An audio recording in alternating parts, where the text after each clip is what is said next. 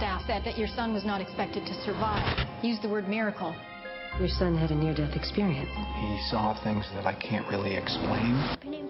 A film about the strength of a young boy's faith has a strong Easter weekend at the box office. Heaven is for Real earned $21 million. We're not the only ones. There may be a whole flock out there. We have to help Linda and Tulio find them. We? What you talking about, we? You speak French.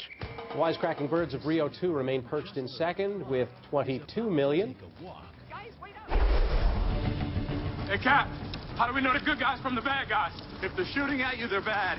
But the Blue Macaws weren't able to topple Captain America. The Winter Soldier stood tall at #1 for the third straight week, making another $26 million. Jason Gorber is a critic from twitchfilm.com and joins us now. Jason, good to see you. Hi, Scott. How are you? Good, good, good. Why didn't Transcendence ascend?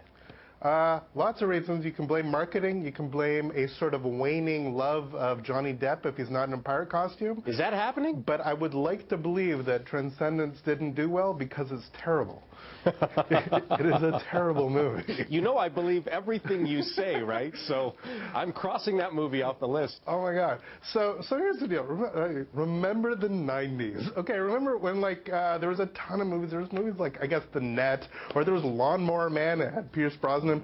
There was all these films that came out that made technology seem really scary, and somehow the internet was nefarious and everything was going to sort of mess with us, and that somehow some guy would have a way of getting inside a system and that would corrupt everything and everything would go really badly. It absolutely plays like that. And here you thought, okay, so they know what they're working from. Let's do something interesting with it. Let's actually sort of respond to the sort of deep, dare I say, philosophical issues at the heart of identity and all this cool stuff you can do with, like, who are we? What is our soul? If we put our psychology into a computer, what happens to that spiritual nature of us? And it all goes to hell. It is directed by Wally Pfister, who is not a name most people know. They were actually promoting it as directed by Wally Pfister. I'm like, who's that? Well, he's a cinematographer for a whole bunch of movies, but more importantly, he's Christopher Nolan's cinematographer. Aha. So he's the guy that shot all those Batman movies that everybody loved.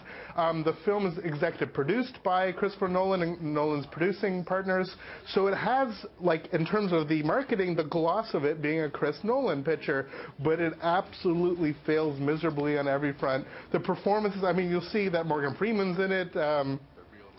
You have a couple people that show up in other Nolan films in it, but even as an ensemble piece, it's dreary. And for me, the most disappointing thing, I'm like, okay, even if it's going to be a dumb movie, even if the performances are going to be terrible, at least it'll look great. It looks okay.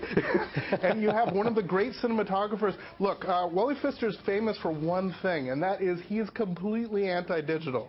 He shoots old school. He shoots on analog, celluloid rather. He even color timed, which means when you do the sort of processing, he did that all in the old way of doing it. Of course, then you have to put computer graphics on it, so it's all a waste. It's this weird fetishizing of the old. And look, I get it. It should give like this rich look, a very deep look, but instead we have a really boring looking film. Well, so it works on no level. It is definitely, Jason, off my list. There you go. Thank you very much.